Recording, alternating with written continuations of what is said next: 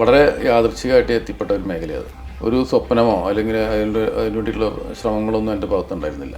Cinema എന്നൊക്കെ പറയുന്നത് വേറൊരു ലോകം എന്നുള്ള രീതിയിലാണ് ഞാൻ കണ്ടിരുന്നത്. ഞാനീ പറഞ്ഞ പോലെ ഒരു പ്രൊഫഷണലായിട്ട് രംഗത്ത് ഇറങ്ങാൻ ഉദ്ദേശിച്ച ആളായിരുന്നില്ല.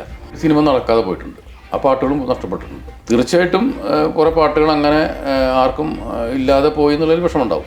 തുടക്കക്കാരനുണ്ടാവുന്ന അതേ ഒരു ഉത്തരവാദിത്വ ബോധവും പ്രഷറും ടെൻഷനും ഞാനിപ്പോഴും അനുഭവിക്കാം.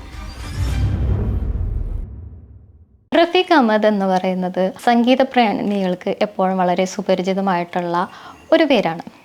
1999 ഗർഷോം എന്ന PT കുഞ്ഞുമുഹമ്മദ് സംവിധാനം ചെയ്ത സിനിമയിലെ സംഗീതം എഴുതാനായിട്ട് അങ്ങ് കാൽച്ചുവട് വെച്ചു.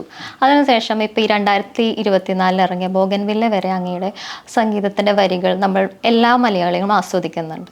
പക്ഷെ എങ്ങനെയാണ് ഈ ഒരു മേഖലയിലേക്ക് അങ്ങ് ആദ്യമായിട്ട് ഗർഷോം എന്ന സിനിമയിലൂടെ കടന്നു വന്നത്? എങ്ങനെയാണ് ആ വഴിയെ കുറിച്ച് ഒന്ന് പറയാമോ?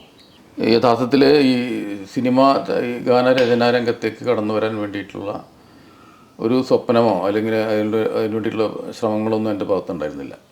വളരെ യാദൃച്ഛികമായിട്ട് എത്തിപ്പെട്ട ഒരു മേഖലയാണ്.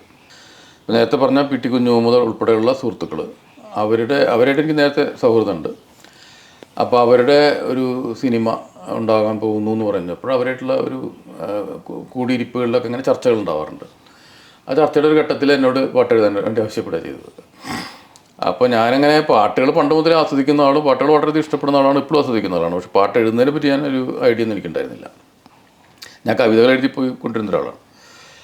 അപ്പോൾ അങ്ങനെ അവർ സ്നേഹപൂർവ്വം നിർബന്ധിച്ചപ്പോഴാണ് ആദ്യമായിട്ട് ഈ സിനിമയിൽ എഴുതുന്നത്. അപ്പോൾ എങ്ങനെ പാട്ട് എഴുതണം എന്താണെന്നുള്ള പറ്റിയൊന്നും എനിക്കറിയില്ല. അപ്പോൾ അവർ പറഞ്ഞ ഒരു കവിത എഴുതുന്ന പോലെ എഴുതിയാൽ മതി, അതൊക്കെ ശരിയാക്കാമെന്ന് പറഞ്ഞു. അങ്ങനെ കവിത പോലെ ഒരു ഈ പ്രവാസത്തിൻ്റെ സങ്കടങ്ങളും ദുഃഖങ്ങളൊക്കെ ഉള്ള ഒരു ഗസൽ രൂപത്തിലുള്ള ഒരു പാട്ടാണ് അവർ പറഞ്ഞിരുന്നത്.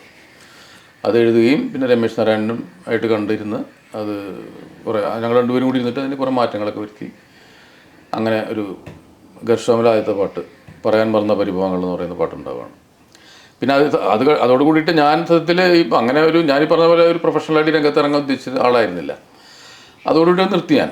പിന്നെ അത് കഴിഞ്ഞു, സിനിമ വന്നു. ആ പാട്ടൊന്നും അന്നൊന്നും ശ്രദ്ധിക്കപ്പെട്ടിട്ടില്ല അധികം. സിനിമയും കുറച്ച് ആൾക്കാരെ കണ്ടിട്ടുള്ളൂ അന്ന്. ഇപ്പോൾ പിന്നീട് കുറേ ആൾക്കാരൊക്കെ അത് ശ്രദ്ധിച്ചു. അപ്പോൾ പിന്നെ അങ്ങനെ 3-4 വർഷം കഴിഞ്ഞിട്ടാണ് കമലിൻ്റെ പെരുമഴക്കാലം എന്ന് പറയുന്ന സിനിമയിൽ എഴുതുന്നത്. അത് മുതൽക്ക് പിന്നെ ഫ്ലാഷ് എന്നുള്ള സിനിമ വന്നു. പിന്നെ എനിക്ക് തന്നെ അറിയാത്ത രീതിയിൽ ഞാൻ അതിൻ്റെ ഒരു ഭാഗമായിട്ട് മാറി. സത്യത്തിൽ ഞാൻ അതിനുവേണ്ടി വലിയ പരിശ്രമങ്ങളൊന്നും നടത്തിയിട്ടില്ല. ഭാഗ്യമോ പിന്നെ എന്തൊക്കെയോ കാരണം കൊണ്ട് അങ്ങനെ ആയി വന്നതാണ്.